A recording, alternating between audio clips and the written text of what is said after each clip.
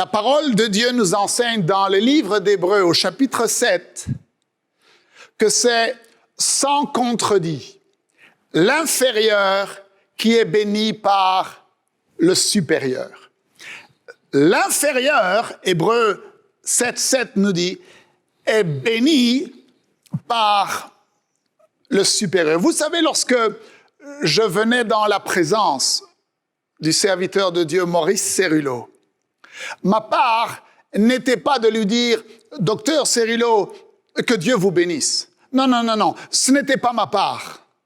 Lorsque je venais dans sa présence, ma part était de déposer entre ses mains une offrande. Et sa part à lui était de me bénir. Car c'est toujours le supérieur qui bénit l'inférieur. C'est ce que Hébreux 7.7 nous dit sans contredit. C'est-à-dire, vous ne pouvez pas contredire cette vérité. L'inférieur est béni par le supérieur. Vous vous souvenez d'Abraham? Après qu'il ait remporté la victoire, il a fait une rencontre très intéressante avec quelqu'un qui s'appelait Melchisédek. Maintenant, Melchisédek veut dire roi de justice et roi de paix. Et le livre des Hébreux nous enseigne que Melchisédek n'avait ni père, ni mère, ni commencement de vie, ni fin de vie. Donc, on comprend que Melchisédek était Jésus-Christ pré-incarné. Et donc, Abraham a fait une rencontre avec Jésus-Christ pré-incarné. Et il est dit que Melchisédek, le supérieur, a béni Abraham, l'inférieur, et lui a dit « Béni soit Abraham par le Dieu très haut, possesseur du ciel et de la terre. » Le supérieur a béni l'inférieur. Et qu'est-ce que Abraham a fait? Eh bien, Abraham lui a donné la dîme de tout. Donc, on voit ici un exemple très clair que la bénédiction vient toujours du supérieur vers l'inférieur et que la responsabilité de l'inférieur est d'apporter une offrande entre les mains du supérieur. Alors, vous pouvez dire, oui, mais pourquoi est-ce à moi encore aujourd'hui de donner une offrande au ministère du docteur Maurice Cérulo ou de donner une offrande à un quelconque ministère? Le ministère semble avoir beaucoup d'argent. Ils viennent de bâtir le centre Legacy à San Diego. Ne serait-ce pas plutôt au ministère, ne serait-ce pas plutôt à vous qui avez beaucoup d'argent de me donner un peu d'argent parce que j'ai de grands besoins? Vous pouvez peut-être vous poser cette question-là. Alors, est-ce que vous vous souvenez de l'histoire du prophète Élie, à qui Dieu avait ordonné de fermer le ciel pendant 3 ans et demi pour qu'il ne pleuve pas, afin que le jugement de Dieu se manifeste contre le peuple d'Israël qui avait été désobéissant. Et la Bible dit que Dieu avait conduit son prophète Élie près d'un ruisseau où il l'a nourri pendant un certain temps. Et Élie buvait l'eau du ruisseau. Et la Bible nous dit que Dieu envoyait tous les matins et tous les soirs des corbeaux pour lui apporter de la viande et du gâteau. Alors, je pense que la viande, ça devait être un filet mignon.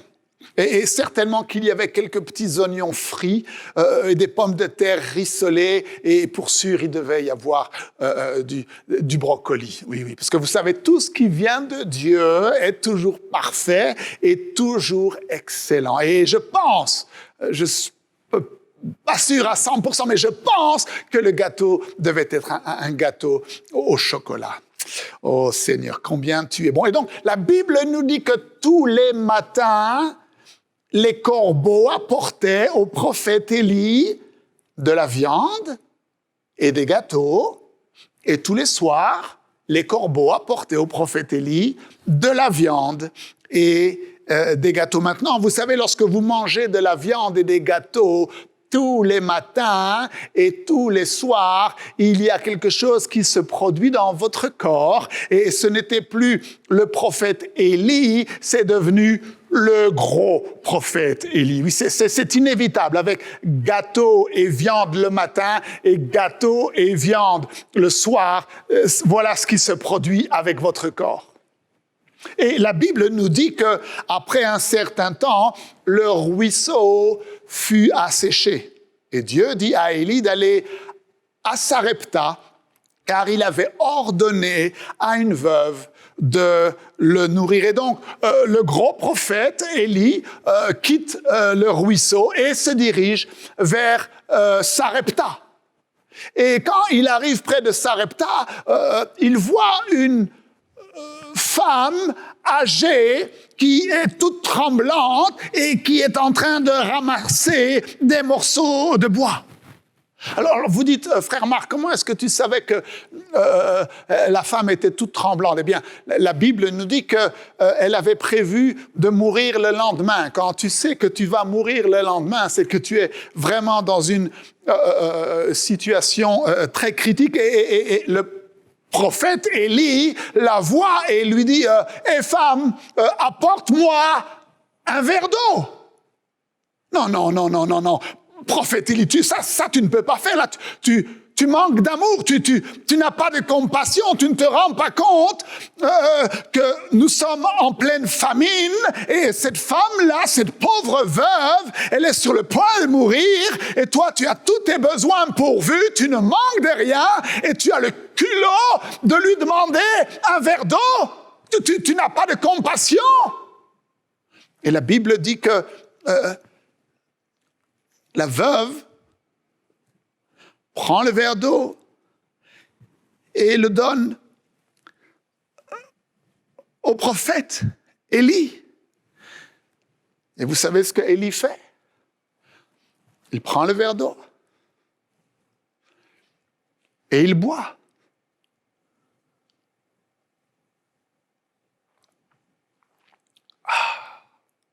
Maintenant, après avoir bu le verre d'eau, la Bible dit que le prophète Élie la regarde de nouveau et lui dit « Tu n'aurais pas aussi un gâteau pour moi à la maison ?»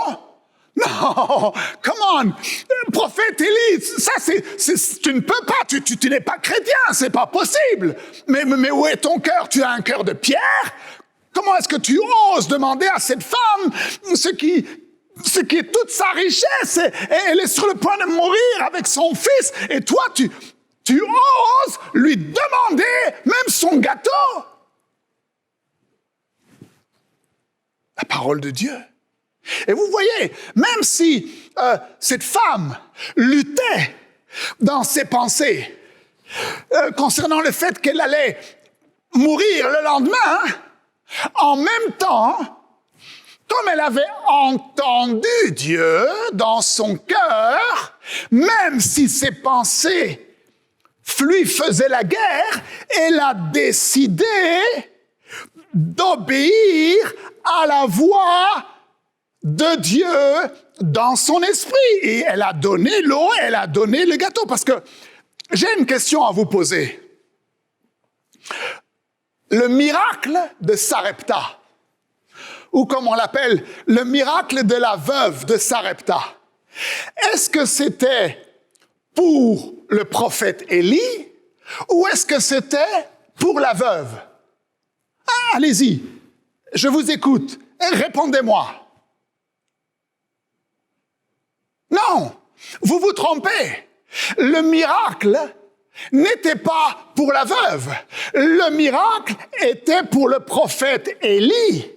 Dieu a dit au prophète Élie, j'ai ordonné à une veuve de te nourrir. Il n'a pas dit à Élie, je t'ordonne d'aller nourrir une veuve. Vous comprenez, Dieu avait besoin de son serviteur, du prophète Élie, afin qu'il fasse tomber le feu du ciel, afin qu'il ramène le cœur d'Israël à Dieu, afin qu'il tue les 400 prophètes, afin qu'il oigne le roi de Syrie, afin qu'il oigne le roi d'Israël, et afin qu'il oigne Élisée, prophète, à sa place. Le miracle était pour le prophète, le serviteur de Dieu. Mais lorsque cette femme s'est placée sous l'instruction de Dieu et qu'elle a obéi, toutes les bénédictions qui sont venues sur le prophète, maintenant sont venues également sur la femme et sur sa famille, à tel point que Jésus-Christ lui-même, plusieurs centaines d'années après, raconte l'histoire de cette veuve et comment, de façon surnaturelle, tous ses besoins ont été pourvus. Et donc, aujourd'hui, je voudrais vous lancer cet appel à vous connecter une fois encore avec ce ministère. Vous voyez, non seulement le ministère du docteur Maurice Cerullo est un ministère qui libère le don de la vision spirituelle et qui nous permet de voir dans le monde spirituel. Mais ce ministère est également un ministère qui libère l'onction financière. Il y a sur ce ministère une onction particulière. Vous avez entendu le docteur Cerullo à maintes reprises parler de cette onction financière. Et aujourd'hui, plus que jamais, cette onction est disponible pour vous. Mais il faut pour cela que vous mettiez en pratique le principe divin, que c'est toujours le supérieur qui libère la bénédiction sur l'inférieur. La parole de Dieu, la parole créatrice, la parole qui change ton avenir, la parole qui change ta destinée, la parole qui libère la bénédiction sur ta vie, mais que la responsabilité de l'inférieur est de placer entre les mains du supérieur, entre les mains du ministère de Dieu, entre les mains du serviteur de Dieu, une offrande. Non pas pour qu'ils vivent dans des richesses excessives. Non, non, non, non, non. Un ministère qui connaît le battement du cœur de Dieu. Et le battement du cœur de Dieu, ce sont les âmes. Et cet endroit, Legacy, a été bâti afin que de cet endroit, dans cet endroit, soit formée une multitude d'hommes et de femmes comme vous, pour qu'à votre tour, vous puissiez prendre l'Évangile, pour qu'à votre tour, vous soyez équipés des dons spirituels, pour qu'à votre tour, vous soyez envoyés dans vos villes, dans vos nations, pour atteindre votre génération. Alors, s'il vous plaît, je vous demande de fermer les yeux là où vous êtes, si vous le pouvez bien sûr, et d'avoir une petite conversation avec votre Père et demandez-lui quelle offrande il vous demande de semer maintenant. Vous avez reçu beaucoup, vous avez reçu beaucoup d'enseignements, vous avez reçu beaucoup de prières. Il est temps pour vous, aujourd'hui, de semer une semence dans ce ministère et dans tous les ministères qui accomplissent la volonté de Dieu. Fermez les yeux quelques instants, prenez une décision dans votre cœur et alors que vos yeux sont fermés, je vais prier pour vous. Dans le nom de Jésus-Christ. Père, nous te remercions pour ta parole qui déclare que sans contredit, c'est toujours l'inférieur qui est béni par le supérieur. Et tu nous donnes l'enseignement biblique la révélation que notre part est de déposer une offrande dans la main du serviteur de Dieu, du ministère qu'il représente. Dans le nom de Jésus-Christ, Seigneur, je prie afin qu'une percée se produise dans l'Église de Jésus-Christ en francophonie. Seigneur Dieu, qu'il ne soit plus lié par des pensées médiocres, par des pensées religieuses, par des pensées de limitation et de pauvreté. Mais Seigneur Dieu, que l'esprit de vie leur révèle les paroles qui viennent d'être annoncées aujourd'hui. Et dans le nom de Jésus, Seigneur, pour tous ceux qui se rendent obéissants, je libère maintenant sur leur vie, Seigneur, sur ces précieux partenaires, sur ces précieuses personnes qui nous suivent, Seigneur, sur la page Facebook. Je libère dans leur vie alors, Seigneur Dieu, qu'ils mettent ce principe en pratique, qu'ils libèrent une offrande, Seigneur. Je libère dans leur vie l'onction financière qui se trouve sur ce ministère, qui se trouve, Seigneur, sur la vie du docteur Maurice Cerullo. Soyez bénis dans le nom de Jésus-Christ. Vous dites, mais frère Marc, le docteur Cerullo est auprès du Seigneur. Est-ce que son onction est encore disponible? Oh, mes amis, l'onction ne meurt jamais. Est-ce que vous vous souvenez du prophète Élisée? Son corps mort a ressuscité un mort. Ce n'était pas le prophète Élisée, c'était l'onction sur le prophète Élisée, qui, quand bien même l'enveloppe charnelle était morte, mais l'onction ne meurt jamais. Vous êtes bénis, que Dieu vous bénisse, à très bientôt.